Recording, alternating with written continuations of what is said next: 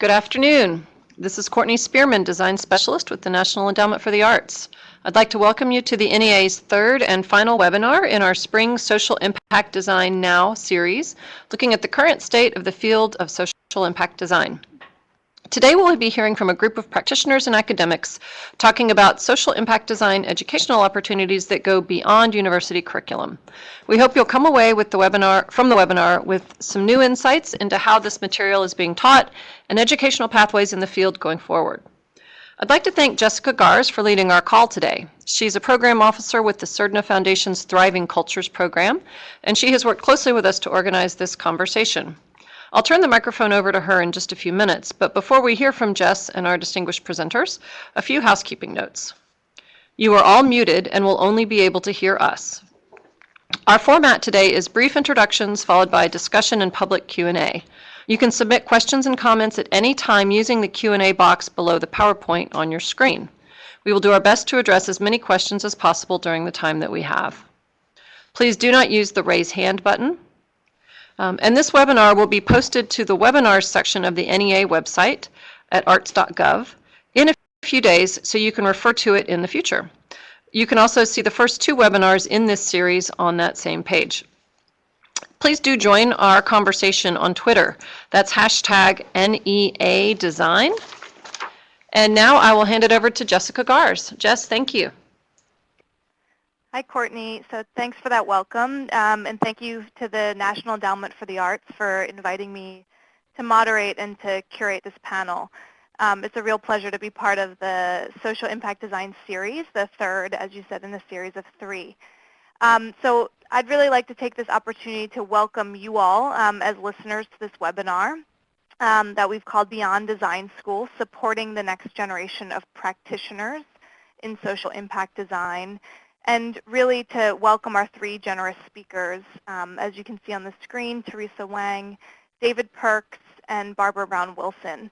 I've come to know these three through my current role as a program officer at the Surdna Foundation, a family philanthropy with the mission to support just and sustainable communities throughout the U.S., and specifically come to know their organizations, the Gulf Coast Community Design Studio, Skid Row Housing Trust, and Design Futures through our Community Engaged Design program.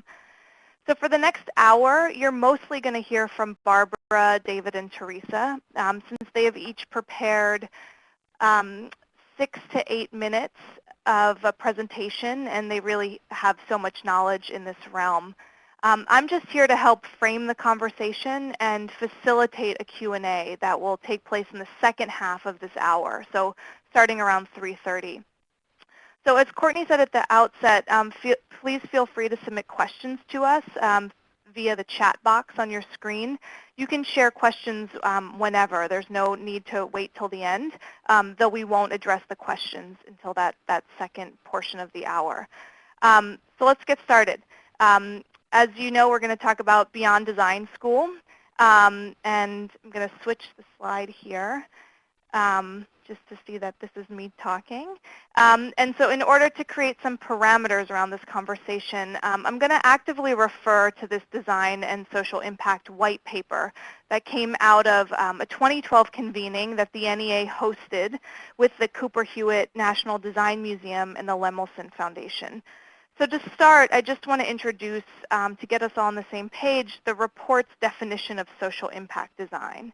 So, quote, a practice of design for the public good, especially in disadvantaged communities. It's a simple one line, a practice of design for the public good, especially in disadvantaged communities. So over the course of the day today, you might hear us refer to some other titles or some other kind of subjects like public interest design or community engaged design. And I've simply encouraged Barbara, Teresa, David, and reminding myself to describe what we mean when we say these words instead of just throwing out what might sound like jargon. So let's go back to February 2012 when the NEA co-hosted this convening about social impact design. During the day-long convening, I was not there. I just read this sort of through the report. The day-long convening was held at the Rockefeller Foundation, And there were about 30 practitioners and a dozen foundation representatives there to discuss the state of the social impact design profession. During that time, the participants noted sort of the great potential in this field while also acknowledging some big challenges and enumerating current gaps in the field. So in this resulting design and social impact report, there's a section that focuses on educational and professional pathways and specifically notes questions about whether careers in social impact design are viable, are available. And participants described what they considered to be really essential studies in a curriculum, in a social impact design curriculum, and noted the complexity of really combining pedagogy with ongoing projects in the field. They also talked of the tenuous nature of pipelines, so are graduates really getting to jobs? And several participants even highlighted a kind of a big question, or questioned really the very existence of social impact design as a discipline. So there's a ton of information in this report, and I'm not going to go into any more depth about it today or talk about the convening, but I really encourage you all, if you haven't already, to take a look at this report. It's available online on the NEA's site. So I just really wanted to make reference to that work because even though it was only about 3 or 4 years ago, I think the convening itself and then the subsequent report serves as a really great baseline for us for this conversation. So in terms of education and pathways, what has changed, what hasn't, what are trends that we're seeing? So before I hand the mic over to Teresa, I just want to introduce a really kind of simple graph that can help us navigate the conversation today. So just orienting us along these two axes. So the horizontal axis moving really across time. So talking about in-school opportunities to those sort of on the job or professional opportunities. And then you can see the vertical axis at the bottom noting kind of the design disciplines, and then to the top kind of other disciplines. So between the 3 speakers today, we're going to touch on the 3 highlighted quadrants where you see Beyond Design School written.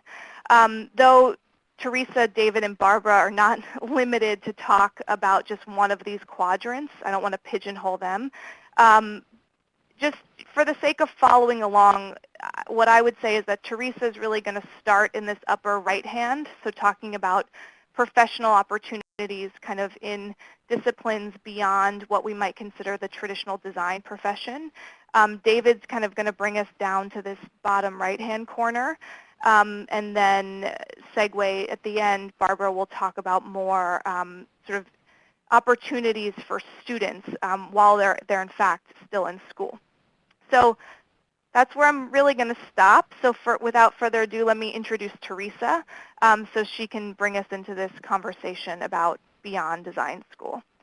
So Teresa Wang is currently the Director of Community Design and Planning at the Skid Row Housing Trust, a nonprofit permanent supportive housing organization in Los Angeles. She's been working there full-time for approximately 6 years and was an Enterprise Rose Architectural Fellow for the first 3. Teresa spent over 10 years engaged in community organizing work for equitable cultural development and community empowerment with multiple groups and campaigns from Boston to New York and LA. And from talking to Teresa, I know that she thinks a lot about how residents and historically under-resourced or under-recognized neighborhoods can influence and shape the built environment around them. Teresa also teaches. She's currently an adjunct studio professor at Woodbury University and has previously taught at the University of Southern California at USC. She's also on the board of directors for the Association for Community Design, ACD. And after receiving an undergraduate degree in engineering and art history and her Master of Architecture from Harvard's Graduate School of Design, Teresa became a registered architect and accredited lead professional. So though her path sounds really clear and really coherent, I'm going to pass the mic over to Teresa so she can now bring you kind of more under the hood of what the path actually felt like in real time. So Teresa, it's all you. Thank you, Jess, and thank you, Courtney and NEA. I'm really happy to be a part of this conversation. So this is me. And really one of the things, or one of the benefits I think that I've had working at the Skid Row Housing Trust and my experience as an Enterprise Rose Fellows, I've really been able to stretch my own definition of what a designer is. So for me, this slide really represents a lot of this reframing that I've gone through in my own head about what is the design process and what is our role within that. So I would say for me, rather than strictly being a professional who shapes the built environment, I also think we help share stories and narratives of neighborhoods as well. And sometimes that means changing narratives from, places of, let's say, negativity to potentially more positive, uplifting narratives as well. So I do think it would be helpful for me to just share a little bit of my own personal professional path in the social impact design field. So this slide shows really what I was taught in grad school. I think a lot of us have this notion that design really is about form, representation, and really the manipulation of aesthetics, often in isolation, outside of the context of people and community. And it was actually quite frustrating during my time in grad school when there was potentially more impact that could be embedded within the education, because for me, this is more of what design looked like. Personally, it was really about collective action and really impacting the built environment so that it really reflected the people, neighborhoods, and histories, and really have the cities or the built environment really reflect the social vitality of place. So when I graduated, I really strayed away from the traditional architecture path and spent many years working with community organizations, but really tried to apply design methodologies and design processes, but more specifically in a social justice context, striving for more civil rights outcomes. But really after a few years, I realized I did miss the physical built environment and kind of the permanence of architecture and of design as well. So in 2009, I applied for the Enterprise Rose Architectural Fellowship, which is, it's a 3-year architecture fellowship that places designers within different community development nonprofit organizations. So it ranges from affordable housing to transit-oriented development and pretty much anything in between there. But it was really a fantastic opportunity to not only embed yourself within a community context for 3 years, but it really stretched the role of what the architect can do, and also really the definition of design. And for me, it really allowed me to learn on the job and supplement a lot of my design education with complementary skills that I was not able to learn in school. So as part of the Rose Fellowship, I moved from Boston to Los Angeles and found myself within the Skid Row community, which is an area where you have over 3,000 people living without a permanent place to live, directly adjacent to one of the most rapidly developing downtowns in our country. So with the Skid Row Housing Trust, which is a permanent supportive housing provider that's been working in the neighborhood for the past 25 years, I just kind of hit the ground running and try to be as best support to the mission of the organization. But as the only person within the organization with a background in architecture that was really actively trying to implement design methodologies to support the mission of the organization. So the fellowship really was the opportunity for me to just grow beyond kind of the traditional design skills that we think of. It was an opportunity to really learn different aspects of community development, such as financing. So this is an example of, getting awards from the county and city to do sustainable retrofit work, but, on understanding how to piece together performas, thinking about different models of service delivery, but also thinking about property management, really creates a more holistic and global view of what affordable housing and community development could be. And being able to immerse myself in an organization and just learn the hard skills that are associated with it, I think enabled me to become a better designer, but also have a greater understanding of the context that we're working in. But in addition to just my own professional growth, I think it was a great opportunity to also expand the capacity of the organization. So a lot of the work that I did during my fellowship was about integrating participatory design processes and really creating multiple opportunities for meaningful resident engagement, which is something the organization never did prior.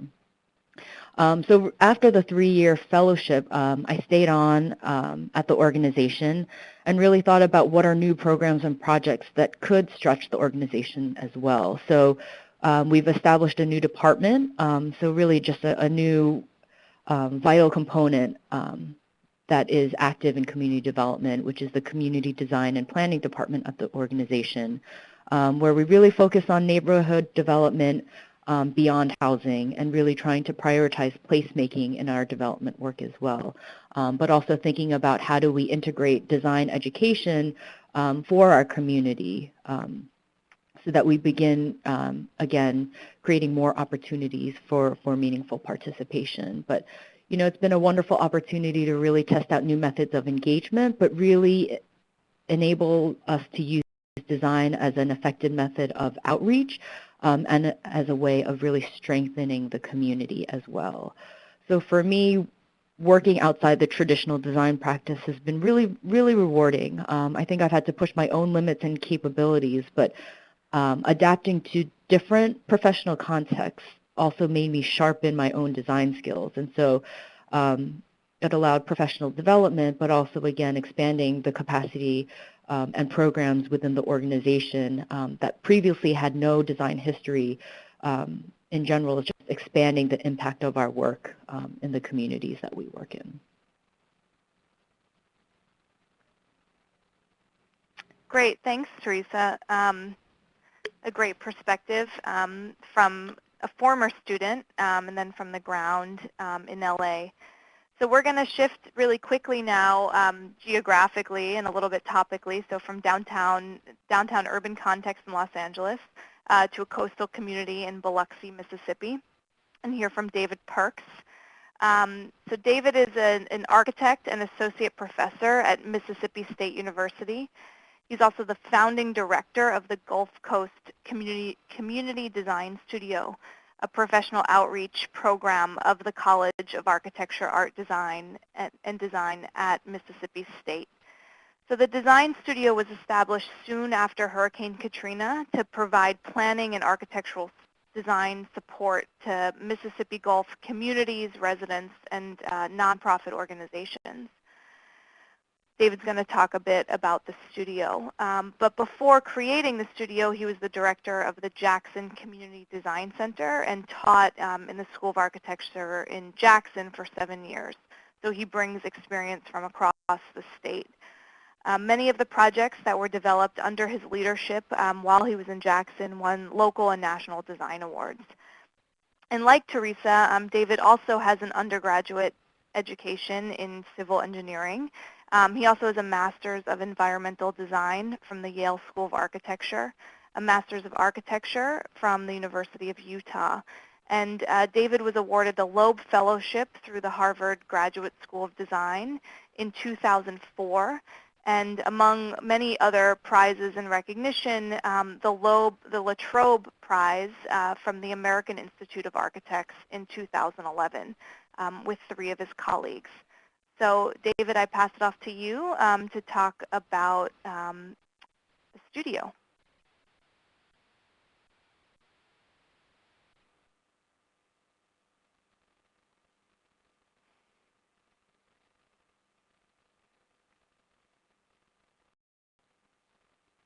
David, are you on mute? Technical? David, are you on mute?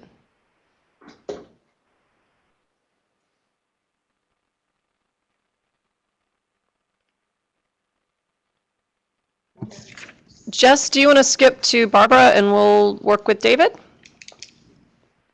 We will do that. So let me just advance a few slides to get us, it's going to be a sneak peek of David's presentation. We're going to go right into Barbara Brown-Wilson. Barbara, you should get yourself off mute because I'm going to pass it to you in about a minute. So I don't know if any of you read the post on the NEA blog last week that I wrote, but if you did, you got a little bit of a sneak peek into Barbara's current work with Design Futures. So I'm not going to spoil any more of the detail, but rather introduce Barbara so she can tell the real story of what happened in Kansas a couple weeks back. Barbara Brown-Wilson is currently working as an assistant professor of urban and environmental planning at the University of Virginia.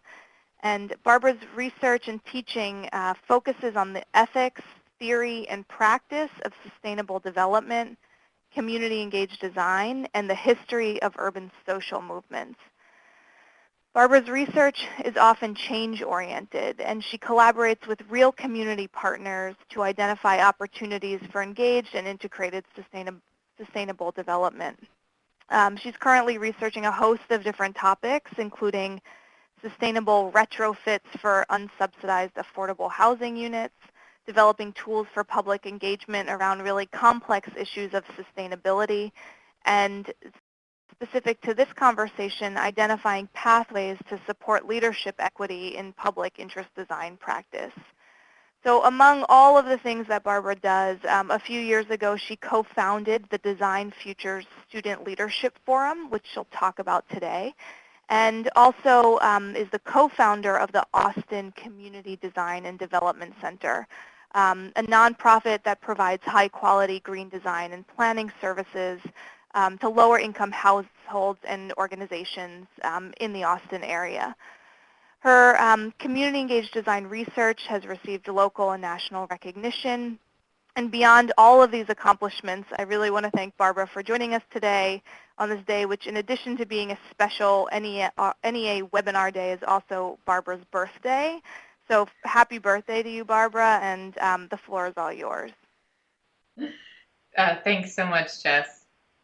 It is a pleasure on any day, including my birthday, to be, contributing to this wonderful world and working with the NEA and with Surdna. It's just a joy. And talking about my one of my children. So I came across this notion of a forum like Design Futures, working.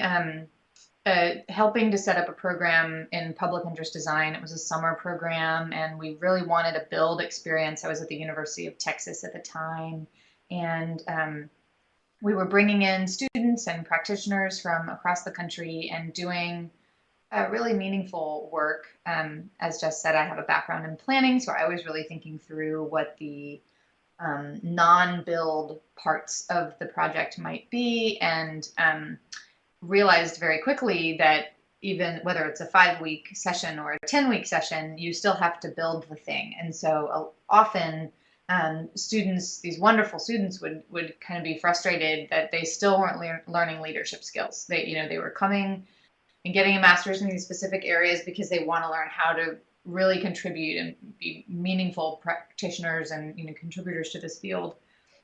And that our programs were still mostly about the hammers and the nails. So you see a project here. It's a mobile gardening shed. I was incredibly impressed with the work that the students did, kind of redefining even their scope of work and working with their partner to make something that was useful for years and years. But in the long run, how many leadership skills they got out of this, it's still sort of up for debate.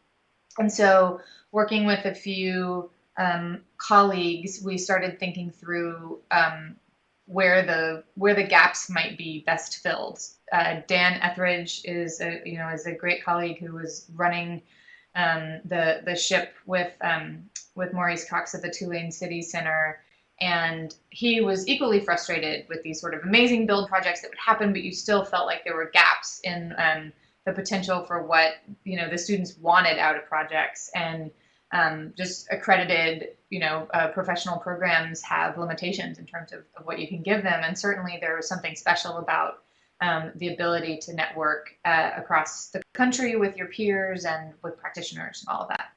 So we decided, Dan and I, to create a 5-day forum that really was that sort of special sauce of bringing in some of our wonderfully giving, thoughtful colleagues. In fact, everyone that's on this webinar has been an incredibly meaningful contributor to Design Futures. Thanks, guys. But also bringing in students from across the country or even, the continent, and bringing in faculty from different universities and having them really kind of learn from one another and help build the field. So it's 5 days, kind of, 3.5 if you're counting hours, I suppose. But the thought is that it's interdisciplinary, intensely engaging workshops make up the substantial portion of each day. And then there's some lecture and a lot of sort of time for networking and building together. So I couldn't help but include a picture of our host, Jess Garz, and doing some really great work on mission-based fundraising with Shalina Ogbert. This was just a few weeks ago at our 3rd Design Futures, which happened at the University of Kansas, and they're doing leading an exercise in sort of introspection about the challenges of getting good work done, and it's there's a lot of this sort of contemplative, exercises and mixed in with moments of pointed lecture. But there's also a lot of really engaged, interactive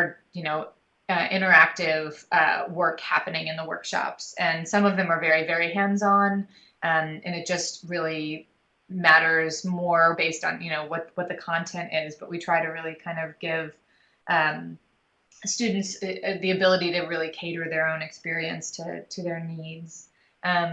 You always see the place. Since we now have 15 member universities, we're going to move around from university to university and engage deeply with that place. There's my co-founder, Dan Etheridge, actually speaking with the executive director of GRODAT, Joanna Gillian, who they together kind of helped birth the building you see behind them, but also talked through the services provided by GRODAT that are really special and unique, and the way in which they try to engage with the community and the way that design interacts with their work. So thinking through what the lessons of the local place are is a big component. But mostly the real magic is having the students from across the continent come together and learn from one another. We've had such a wide variety of disciplines engaged, and I think that is something incredibly special. The students are not just coming from 1 or 2 predictable programs and sort of, giving each other the same sort of feedback that might be expected from the programs that they might otherwise have found themselves. And so they're learning a lot from one another and hopefully forging friendships that will support them as they go out in the field.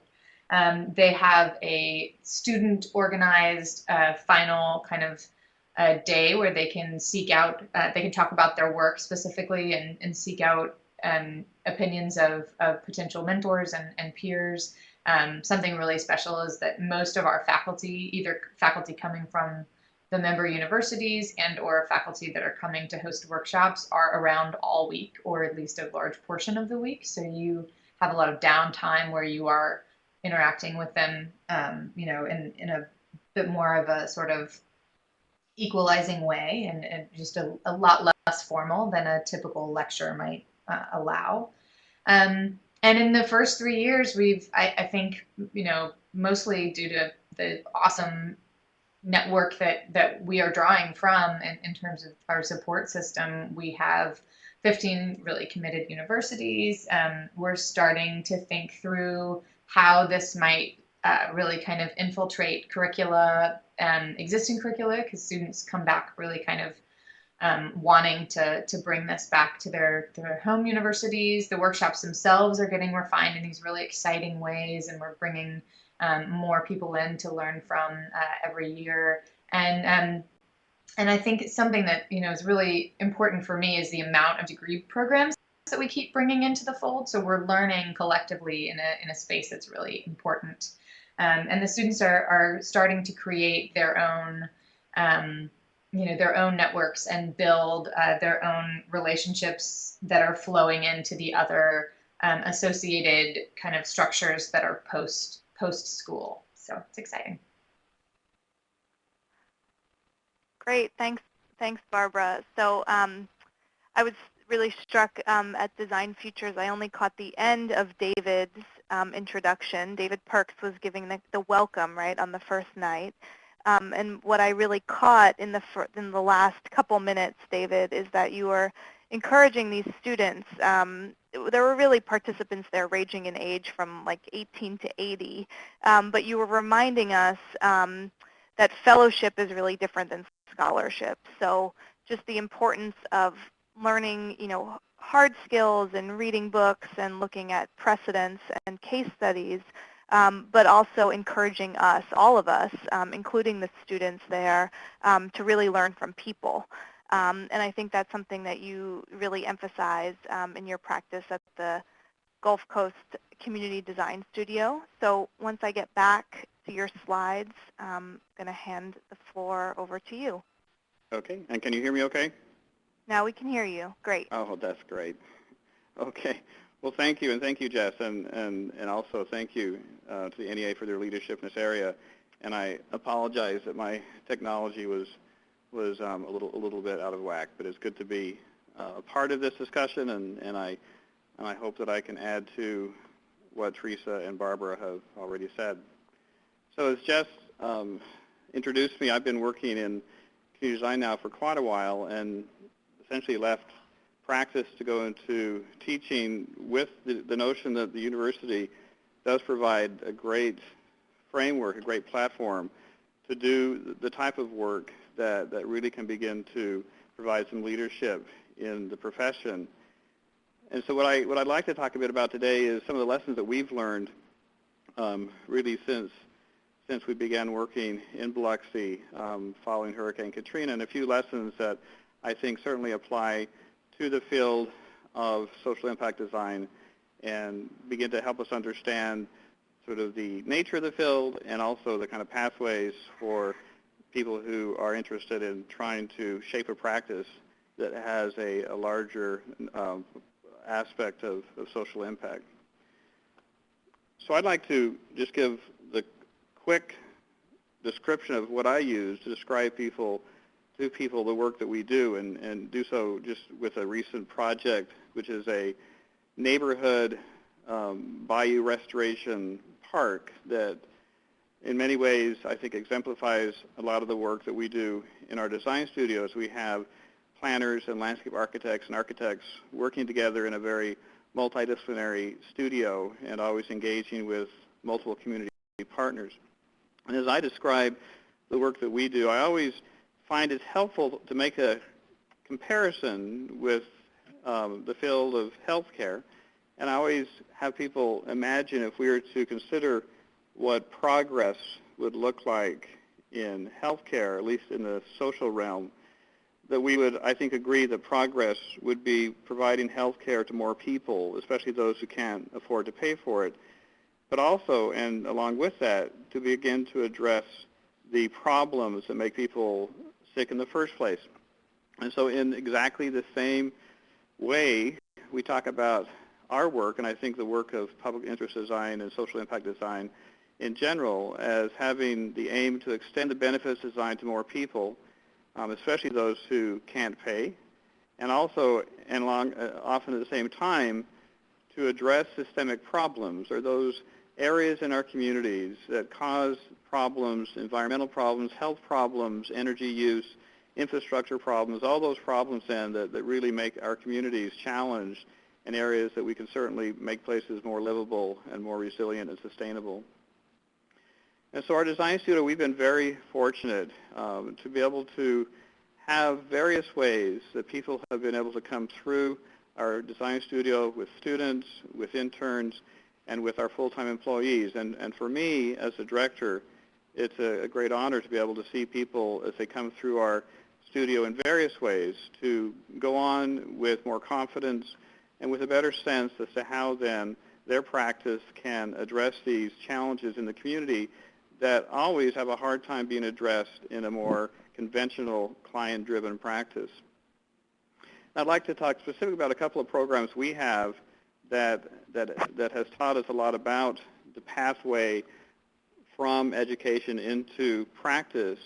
After several years of having student studios, we developed a more integrated program of a public design certificate program where people are working in the design studio for 3/4 of their time and getting paid for that. But the other quarter of their time, they're getting course credit for graduate level courses that are in areas of community design really shaped by the interest of that intern. And we've been very fortunate to have a whole list of interns who come to our program with big questions, and they have the framework and the support to be able to pursue those. And so as they leave after a year or so of working with us, then they're more equipped to be able to go forth and to pursue some of the interests in their next area of work. Also, as Jess mentioned in the introduction, I was very fortunate to be able to share with certainly 3 leaders and great friends of mine, Brian Bell, Sergio Palroni, and Roberta Feldman, the Latrobe Prize. And the Latrobe Prize, for those who may know, every 2 years the AIA awards what is essentially a research grant to look at some aspect of architecture. And so in 2011, then this wording on the screen here was actually from the invitation for the Latrobe Prize. And as you can see, it really puts out there a challenge to look at practice itself, recognizing that the way we practiced in the past really doesn't meet the challenges that we face. And so one of the insights that we gained through this research was interviewing over 100 practitioners, various types, nonprofit, for-profit, academic, independent, U.S., international,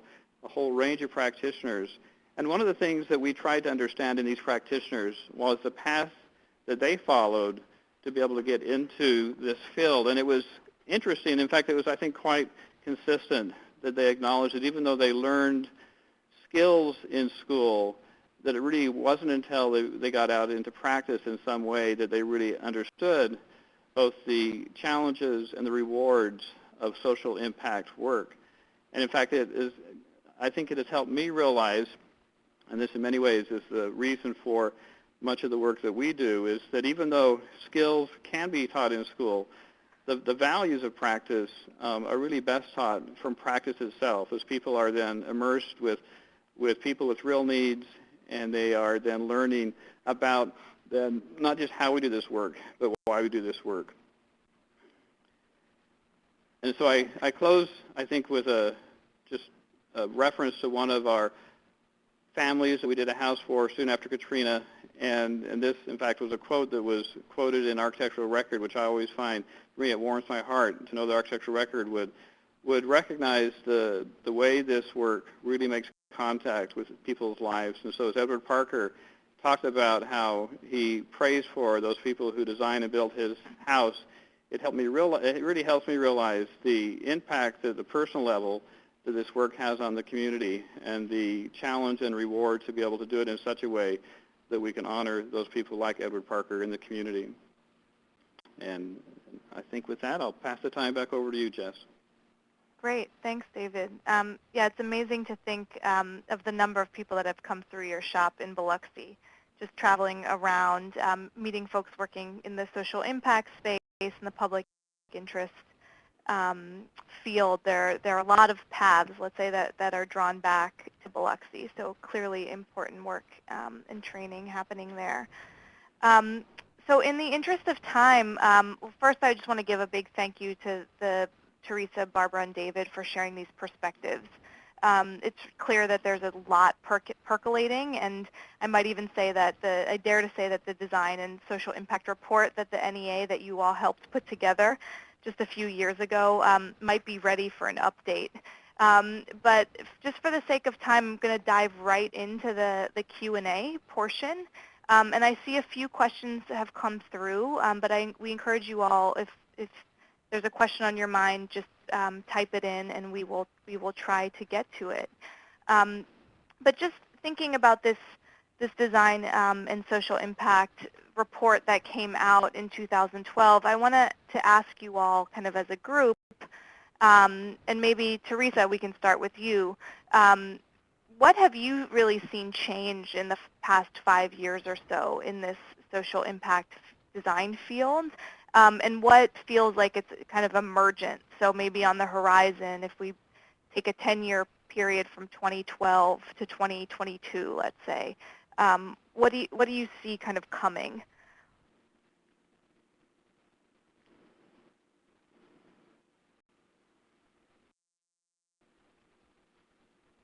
Did we lose you, Teresa? Oh, no, I'm here. I'm sorry. I was muted.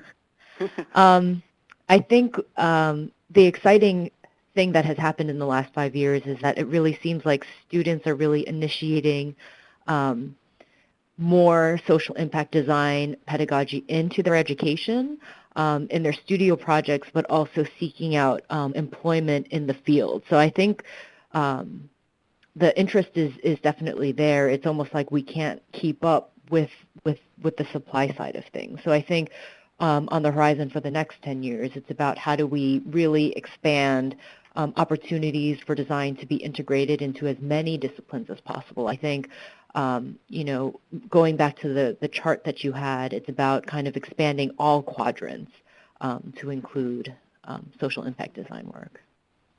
And Barbara, is that consistent with what you've seen just in the 3 years, right, of Design Futures, the kind of demand coming from really bubbling up from the students? This is not something that is imposed, right? It's a response. Oh, absolutely. At the 15 universities that have kind of committed to this, I think in every case it was coming from student interest and a desire for the universities to sort of figure out how to keep up, as Teresa said, and just really how to be relevant to these really important questions. And there's a real acknowledgement at the sort of level of the universities that what's happening in practice, and I think sort of what Teresa and David are doing are some of the very best of that is where the innovation is, and so we're all trying to learn from those folks.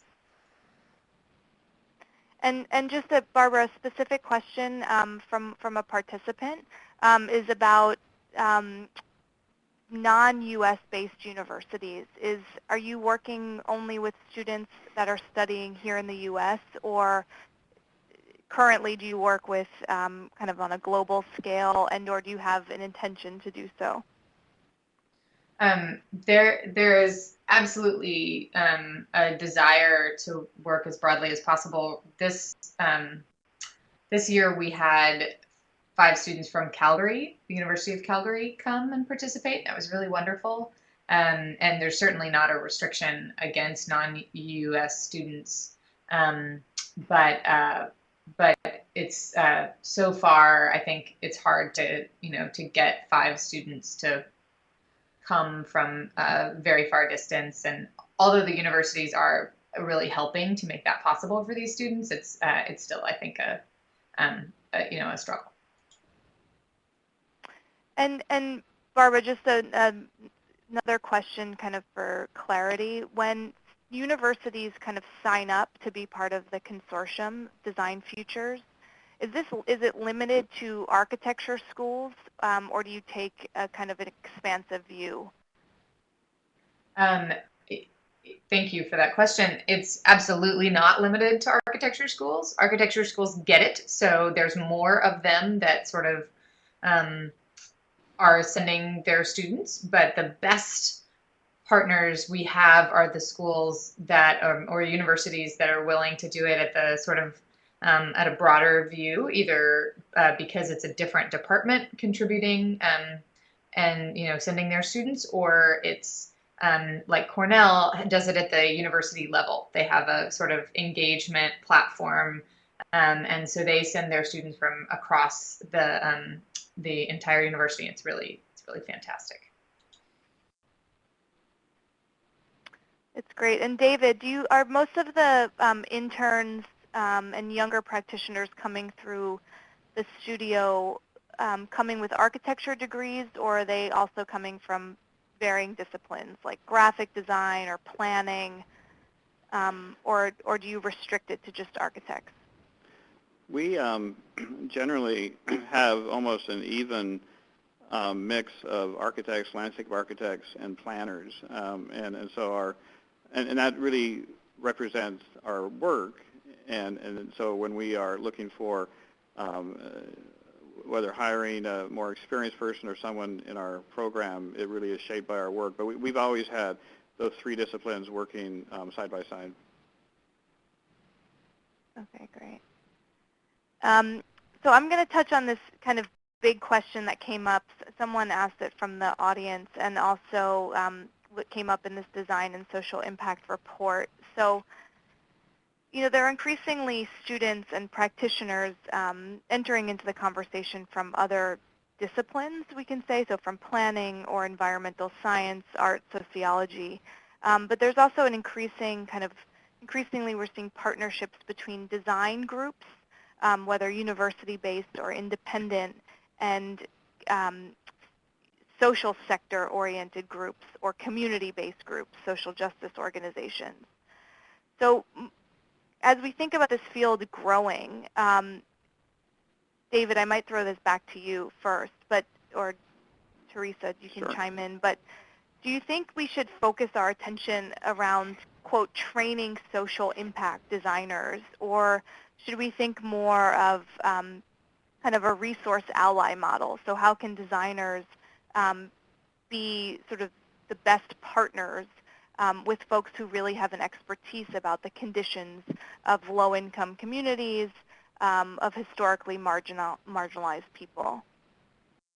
Well, I certainly think what we should be teaching and also practicing is just how to be very effective collaborators with people from many different fields. In fact, this morning I was in a Gulf of Mexico Alliance workshop, which is a combination of ecologists and economists and experts in oysters and wetlands, and engaging in the conversation in a way that the aspects of planning and design is very much a part of working alongside other professionals and other stakeholders.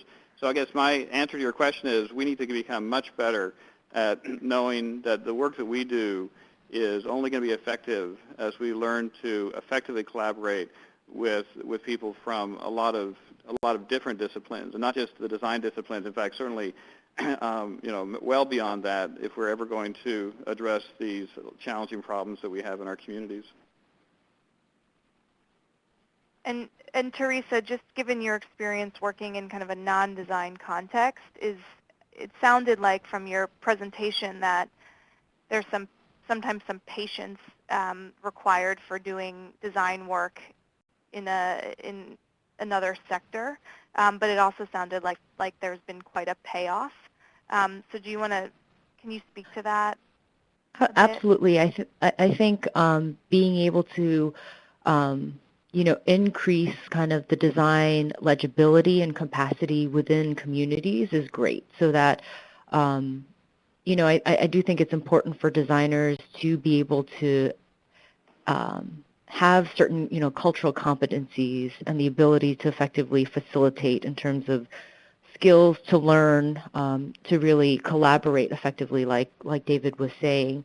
But I also think, the partnerships with community organizations are key. I think the connections that a lot of organizers or, community-based efforts just inherently are longer and deeper than a design relationship could be if the designer hasn't been working in that community context for a long time. So I think it's always about how do we leverage all resources and all expertise collectively. Mm-hmm. And to Teresa, just to ground that a little bit more, we had a question come in from a participant asking about projects that really involve public entities as clients. And so the question is, can you speak about how to convince public entities to look beyond just budget impacts to improve kind of community building and social injustice through design? I know you're working on the our Skid Row work, and that has implications about kind of community planning, citywide planning. So I'm just curious your thoughts about kind of convincing public entities to sign up, and whether or not you have to kind of do a demonstration before you can kind of convince them. I also know that the trust, the organization that you work with, talks a lot about kind of heavy investment up front, right? So when you're dealing with a recovery community, recognizing it might cost a lot of money to house and provide services, but ultimately, if you look at outcomes, you're actually saving money, right? Exactly. So for that question, I want to expand public entities to just, all clients in general, because I think in my case, I'm really more on the client side as the nonprofit developer. So we're the ones kind of managing the budgets. And so I face this on a daily basis of kind of what is the design payoff versus the budgetary impact. And so I think as designers, we really just need to ensure that all of our projects or aspects of our projects are doing double, triple duty. I think when budgets are limited is really when we're forced to be innovative. So I think kind of some concrete examples that we have in some of our projects, we're always required to have a landscaping element as part of our zoning code. We now try to think about, okay, well, how does this now do multiple duties? So we turn them into edible gardens. So it's a way of having socializing activities, but also now supporting more food access for our resident community. But also now how do we introduce landscaping as ways of, delineating different social spaces? And so from a design side, when things that have multiple purposes, it's really hard to begin value engineering aspects of it away from the project, because now it becomes integral to the programmatic success of the project as well. Great. There's a number of questions coming through just to share with the whole community of us today about impact assessment in work. And so my recommendation is to the NEA is that maybe that's your next topic for this webinar series, because I don't think that we can address all of them today.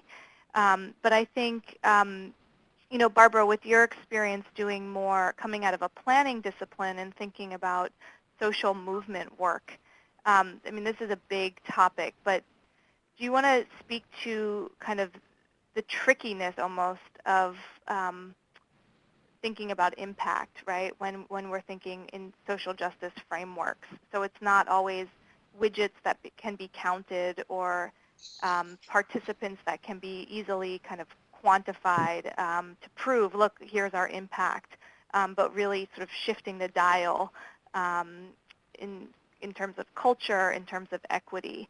Do you want to speak to some of the work that you've done in that arena? Yeah, thanks, Jess. We, actually, in partnership with the Surdna Foundation, we did some work trying to understand how this sort of subfield of public interest design or social impact design understands, the sort of work that it does, and how leadership is sort of measured and value is measured, and a lot of that in terms of what's being done in measurement, it's really underwhelming. There's a lot of consultation and a lot of sort of thinking about the worth of the work as just being about engagement and not actually about impact. And so thinking through instead how this work can lead to changes in equity is something we've ended up talking a lot about as a sort of collective within this. And I think thinking through the notions of how other social movements measure the impacts that they have, it's very community based, of course, and it's all about the sort of capabilities that you're growing in a place. But I think at this point, the work is not doing a good enough job in our field understanding the real sort of impactful changes that are made, not just at the level of sort of involvement or consultation of a community, but actually getting you know, some of these structural inequities to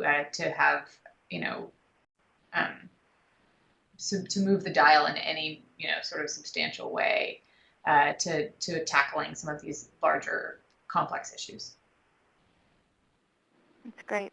And I actually read an article recently, just to throw out a reference if folks are interested, in the online publication called Next City. And it was a response. Tony Griffin, who currently works at the J. Max Bond Center at the City College of New York, wrote a response in the sort of post-Ferguson, post-Eric Garner, Black Lives Matter kind of moments of these past couple months. Someone wrote an article about how there's no design curriculum in the U.S. that talks explicitly about race or structural inequities. And Tony was just saying, well, I don't know about within every school, but I know that in my course called Design for the Just City, that's explicitly what we talk about. And the teaching is rooted in a deep belief that design can have an impact on social, cultural, and economic equity in cities, and really asks of the students to examine these unresolved issues of race, equity, inclusion, and access in urban communities. So she writes much more, but it felt like a worthwhile reference point. So I'm just conscious of time here. We have only about 4 more minutes. So I wanted to give Teresa, David, and Barbara just one opportunity to share, just in 30 seconds, any resources that you would hope that young practitioners or students, or even those of us that are just more interested in learning about social impact design, one thing that we should look at. A website, a book, an organization, an annual convening. Barbara, you can plug Design Futures. Just throw out some resources. So let's just go down the line. Start with Teresa, then David, and Barbara. I would reference SOUL, which is the School of Unity and Liberation. It's a great organization out of the Bay Area that really thinks about social justice curriculum and kind of different techniques to really facilitate social justice outcomes. And so it's a non-design resource, but I think all designers can draw something positive from it. Great. David? Sure. I think in many ways the work that we're all trying to do has to do with leadership, but not the kind of leadership that we often think of as being up in front of the group, but a leadership that is really trying to help communities sort of mobilize change. And a book that certainly had a big impact on me, and I know others, is a great book of a few years back called Leadership Without Easy Answers by Ron Heifetz. And for me, it really begins to help me and other people realize, you know, those things that get in the way of change, and to help us then figure out how to bring about change by the sort of leadership that's much more, you know, by working alongside people instead of working out in front of people. Great. Barbara? Great. Since my answer on impact assessment wasn't that you know, well articulated, I might direct people to the Design for Equity website. It's something that actually Garz and Teresa and I have been a part of. We wrote a series of blog posts for the Impact Design Hub, and they address these sorts of notions of how design can be more related to equity, and impacts in particular is addressed. And those articles all live on that website, and we're hoping to start a conversation related to sort of how these sort of first moments of discussion might lead to a kind of more rigorous approach to equity in the field. It's great. It's great. So let me just take this time, because we have, I think, literally 1 minute left, and I have to pass it back to Courtney to thank you, the three of you, so Teresa, David, and Barbara, and also to our hosts, Courtney Spearman and Jason Shupak at the NEA, and all the NEA tech folks that have enabled this webinar to happen. And a big thank you to all the participants, for those of you that just listened kind of quietly and those that also asked questions. We heard a great deal today, though really quickly, about diverse manners of working in the public impact space, and specifically within this Beyond Design School frame. And though we heard a lot of positive aspects of the field, I also think we heard about a need really for greater diversity of disciplines, also a call for more inclusion along racial, gender, age, socioeconomic lines. So we know that this work is, it's not about tokenism, and it's not kind of cute or about light touch participation, but really about meaningful social change and ideally systemic change. So I think all of us, every one of us on this webinar has a lot of work to do. So I hope really just as we leave today, we all think about how we can be more curious students, or more accessible mentors, or simply more generous allies to further the field of social impact design. So again, just a huge thank you to our speakers and to our hosts. And Courtney, it's all yours. Thank you. Yes, thanks again to Jess and our fantastic presenters today. And for those of you who have tuned into this webinar and the ones we've done in the past, this webinar and the ones we did before are on arts.gov if you want to hear those. And if you'd like any additional information about NEA programs or our upcoming July Design Artworks deadline, send us an email at neadesign@arts.gov, arts.gov. We also have a monthly newsletter. If you're interested in signing up for that, just send a note to, again, neadesign@arts.gov, and we'll get you signed up. Thanks so much, and have a great summer. Take care.